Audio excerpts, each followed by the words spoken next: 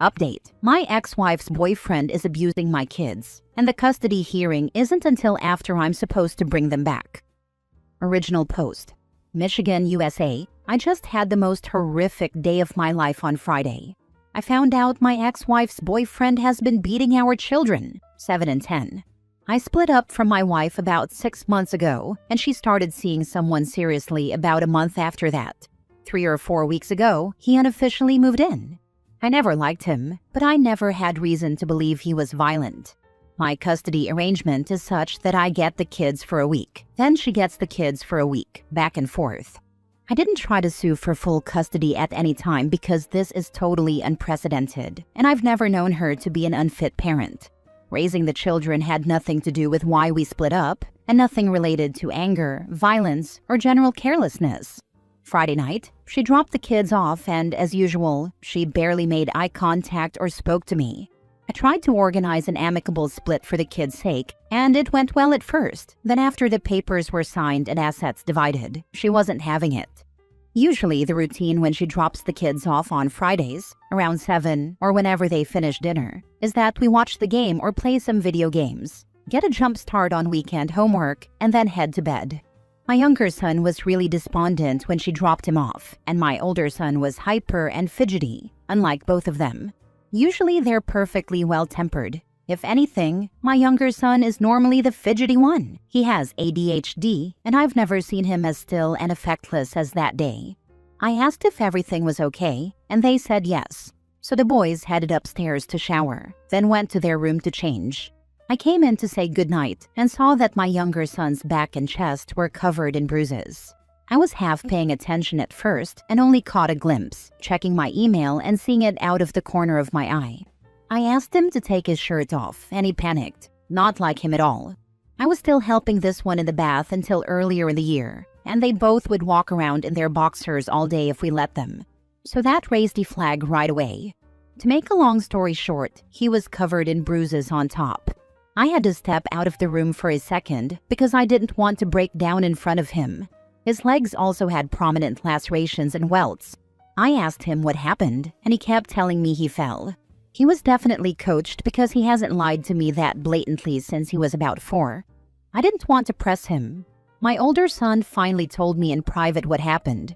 My younger son did poorly on some test, and my ex's boyfriend whipped him with a belt. When he cried, the boyfriend just started wailing on him because men don't cry. I am shuddering even typing that last part. It is the exact opposite of everything I and my ex had been teaching them their whole lives. And the most traumatic part to both of them was not even the violence of the boyfriend, but that my ex was sitting in the room and did nothing. Without going into detail because I would just get too upset, this was not an isolated incident, just the first time he left noticeable marks.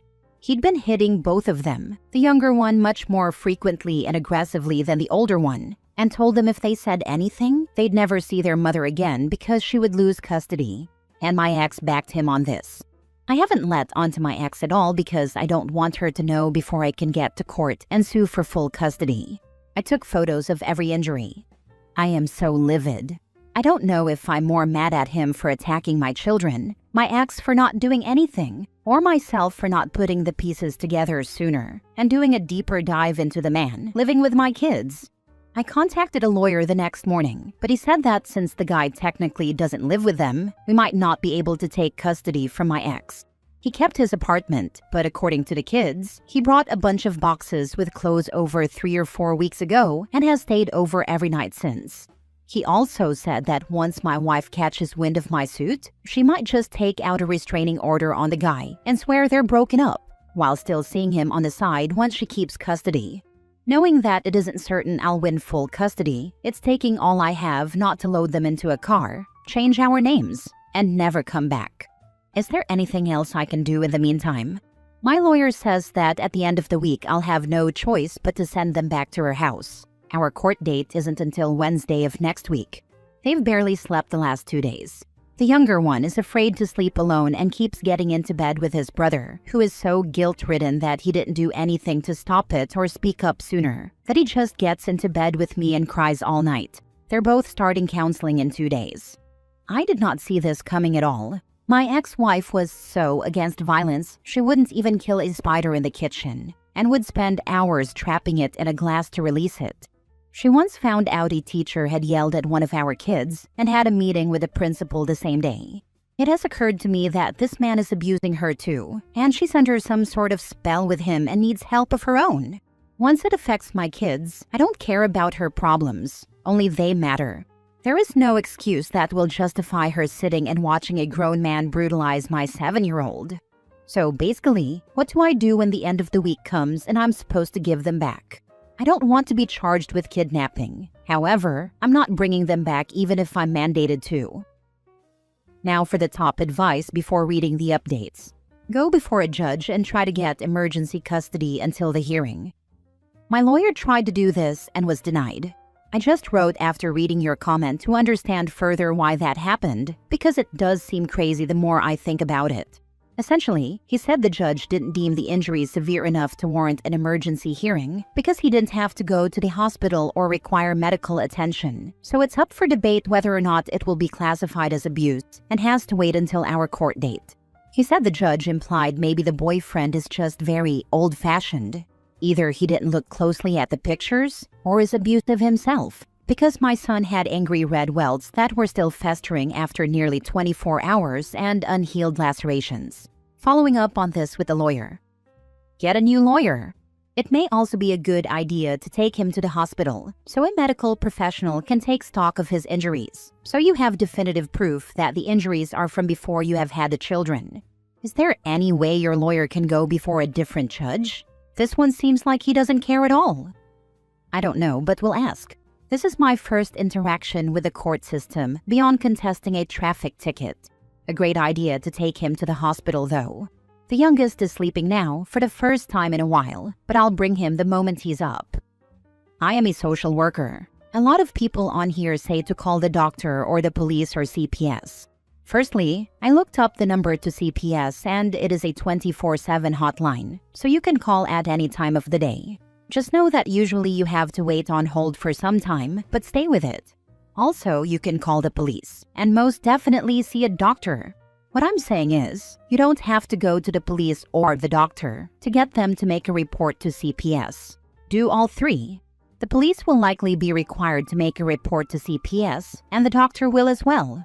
This is not considered repetitive, because the more people report something, the more of a red flag it becomes to CPS that something really bad is going on.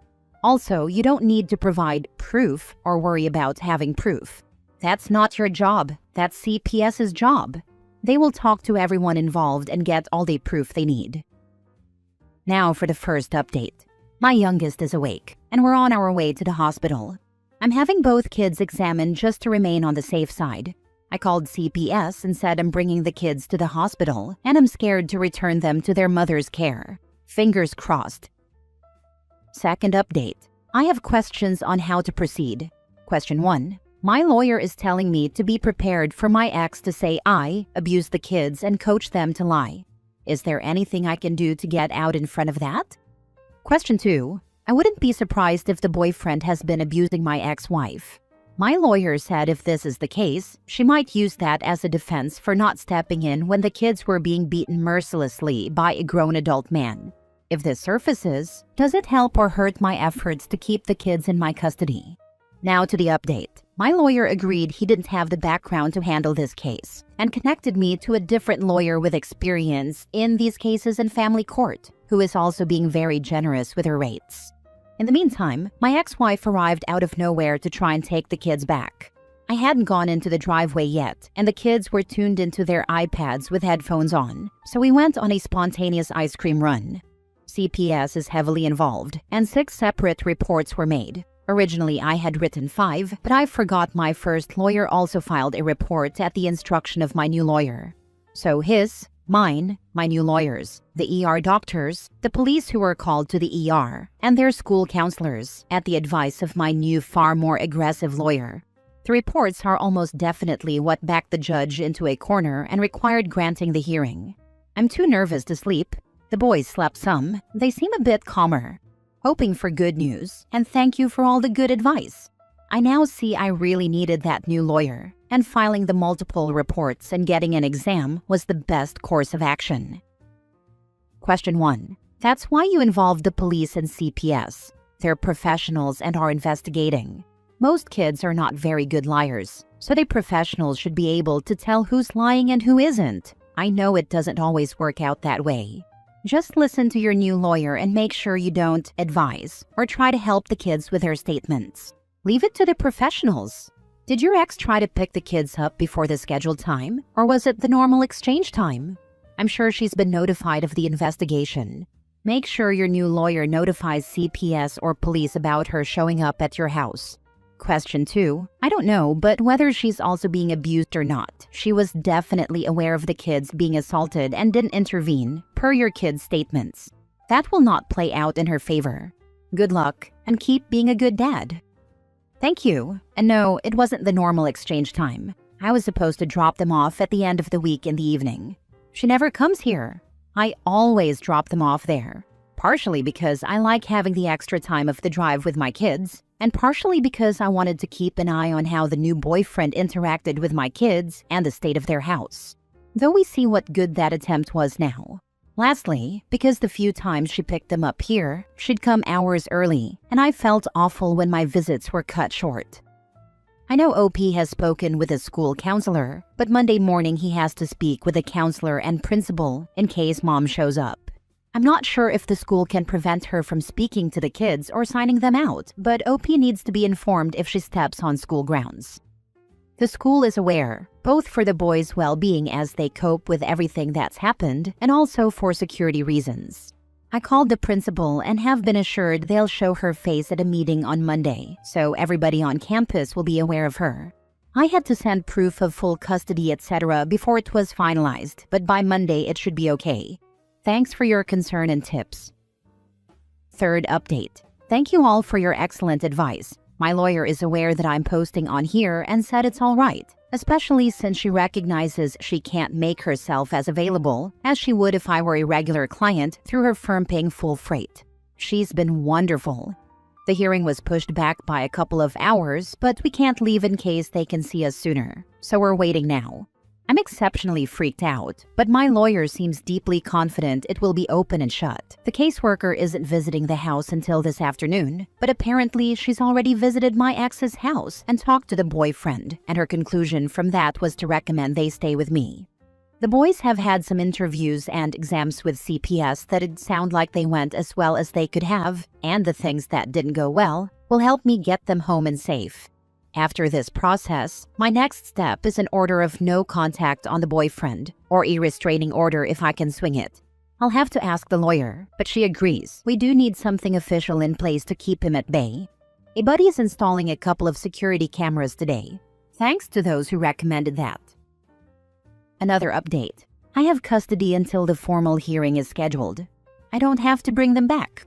Their lawyer tried to say the younger one had fallen on cement and rolled down a step, and that's how it happened.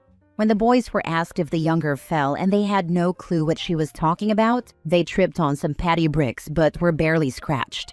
Their lawyer tried to switch it around and say I had abused them, and they were trying to do me a favor by keeping it out of court. The judge said, "Counselor, are you out of your mind?"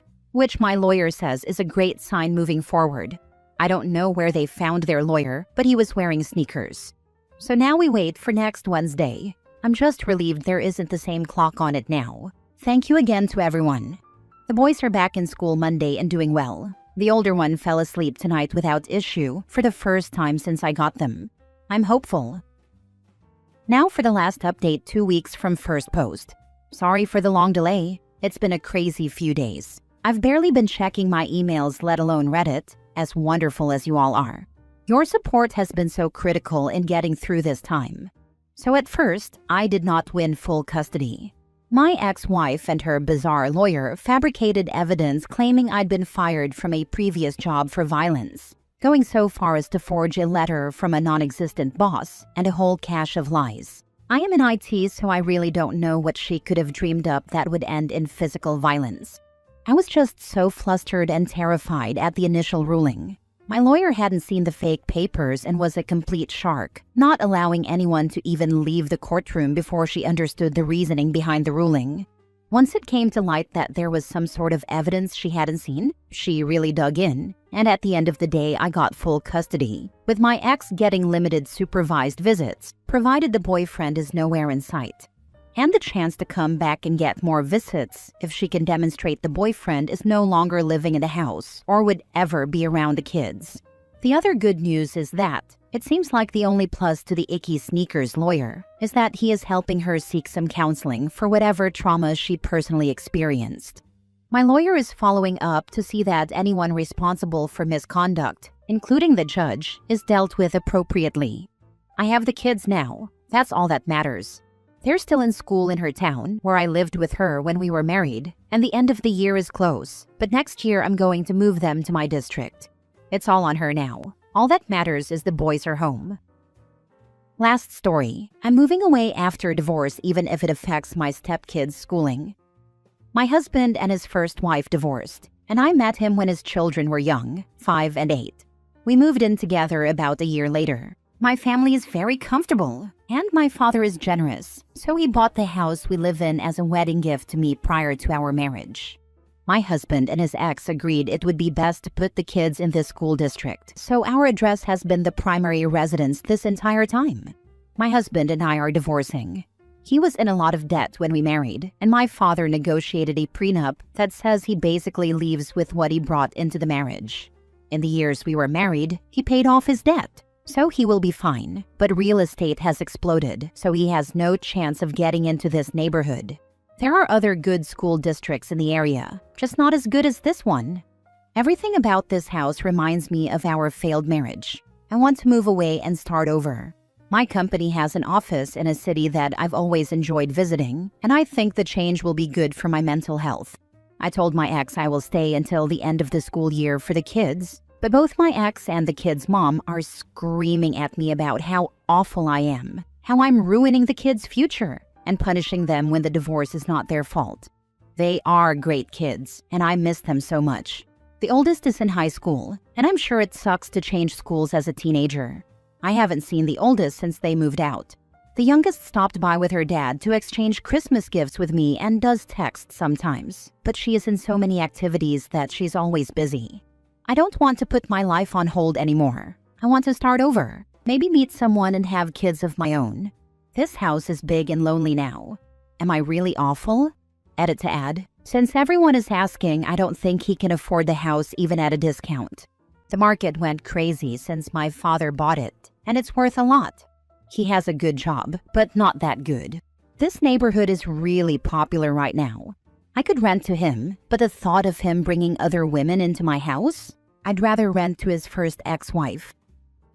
He can rent a smaller house or apartment in the area. You shouldn't be hostage to your ex for kids that don't even seem like they have a great relationship with you. Yeah, I guess we don't really have to ask why the divorce is happening, eh? I don't mean to make it sound like I don't get along with the kids. I think the oldest is at an age where friends are more important. The youngest plays soccer, dance, drum lessons, and seems to have a birthday party to go to every Saturday. I don't blame either of them for not talking to me as much. Some commenters are trying to say you are cutting the kids off, but people with reading comprehension see that you like the kids and are still open to a relationship with them. Yes, I still talk to the youngest, not as much with the oldest, but both are welcome to reach out to me at any time.